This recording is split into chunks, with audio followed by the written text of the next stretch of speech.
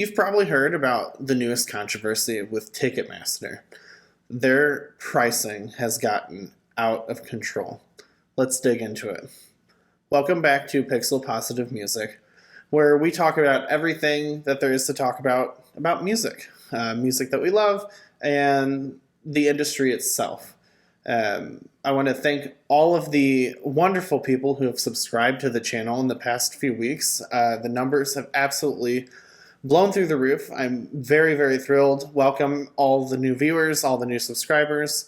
And if you haven't subscribed, make sure you do. You don't want to miss any of the awesome content that we have coming. So let's get into Ticketmaster. I am sure you guys are all aware that concerts are very, very expensive. I mean, everything is expensive these days, but concerts are exceptionally expensive. It seems like it's just gotten worse and worse. And Ticketmaster, the company that essentially holds a monopoly on the live music industry following their merger with Live Nation back in 2010, has been in the news a lot the past few weeks due to Bruce Springsteen. So Bruce Springsteen announced he was going on tour in the United States. This is his first U.S. tour since 2016, I believe. And there were reports that some of the tickets were as high as $5,000. And when I first saw this, I'm like, oh, okay, someone bought all the tickets, they're scalping them. No, that is what Ticketmaster was charging for some of these tickets. They use a system, and they've used this system for a while, but I think it's just absolutely gotten out of control. They use a system called dynamic pricing. Dynamic pricing is similar to hotel pricing, like flight pricing, where pricing is based on demand, and it is basically meant to combat scalpers. So if a concert is really high in demand, those prices are going to go up. And while only a small percentage of tickets sold were over the $1,000 and the $1,000 range, it doesn't matter. It's outrageous, absolutely outrageous. I understand wanting to combat scalpers, but it's not really an effective practice if it's allowing Ticketmaster themselves to scalp these prices, these tickets, and make absolutely crazy amounts of money on this. I mean, it's just absolutely wild. New York Times did a great write-up on this situation where they go over it in pretty good detail, so you can see that on the screen. It's pretty crazy. Like I said, Ticketmaster has basically a monopoly on the live music industry. Everyone uses Ticketmaster because they almost have to, because almost everyone goes through Live Nation as the promoter, because they're like the biggest promoter over here. And so if you go through the big promoter, you're going to have to use the big promoter's other half, the ticket seller. So, we've all had our woes with Ticketmaster. I'm sure you guys have. I have absolutely had a horrible time in the past with Ticketmaster. They have exorbitant fees all the time, just horrible, horrible fees. It's very hard to offload your tickets if you end up being unable to attend the show. They're usually not refundable unless you pay extra fees.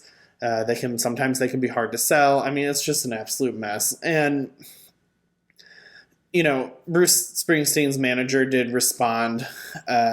He spoke about it, said that they aimed for fair pricing, that the average ticket price was over $200, which in my opinion is still way too high. And I understand. Bruce Springsteen is phenomenal. He's one of the best artists out there. I'm not like a huge Springsteen fan, but I respect the guy, and I can recognize the fact that he is a huge, huge artist. I get that. But no one should be expected to pay over $5,000 to see an artist. And even, front row seats, of course they're going to cost a lot of money. VIP, I get that. But $5,000 is a lot of money. And for an average ticket price to be like in the $200 range, that's crazy, dude. That's really high for almost everyone. I mean, that's just a lot of money. I understand that these artists are trying to make money, and that I also understand that it's not just about the artists. There's a lot of people that work on tours and live events that are needing paychecks. I completely get that. I'm not saying that they need to charge like nothing for these things, but they need to have more affordable tickets available for people. So many people love going to concerts. It's a great way to socialize, to meet new people, to interact with other fans. It's a great way to show support for artists that we love. It's a great way to get access to new merchandise that you may not be able to find otherwise. I mean, concerts are great. They're a quintessential part of the music industry and of the music experience. So it's really a shame that we have a company that basically has a monopoly on the whole deal. And it's a shame that they are able to do this dynamic pricing model, which, I guess it fights the scalpers, but it allows Ticketmaster themselves to scalp. So really it feels kind of like a scam, because most artists, like big artists that are using Ticketmaster, are going to be more in demand. Any major band is going to use Ticketmaster, and any major band is going to sell a decent amount of tickets. It's just how it goes. So it's going to cause those prices to go up. I think Ticketmaster can probably find some other security measures that they can use to try and stop scalpers and bots and things. There's certainly things they can do, security measures, that sort of thing, to prevent the bots from buying all the tickets. I don't think they need to gouge the prices for the actual fans. So, it's a difficult situation to navigate. I'm not going into super big detail, but, I've been thinking about this a lot because it's frustrating.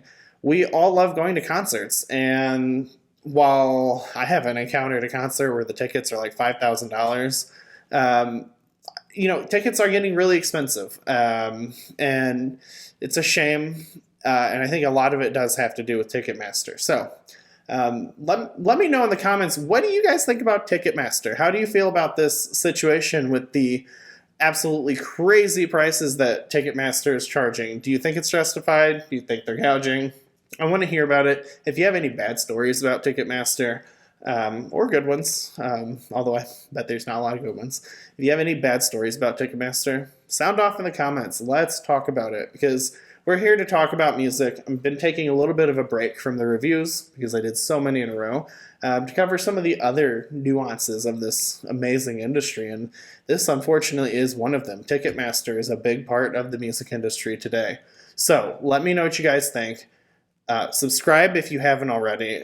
Once again, thank you to all the people that have subscribed. We crossed 150 subscribers. I'm absolutely floored. I'm so excited that so many people are checking out the content. One of the videos crossed 6,000 views the other day. That absolutely blew my mind. I never thought I'd have a video get over 100 views, much less 1,000, much less over 6,000. It's just crazy to me. Multiple videos crossed 1,000.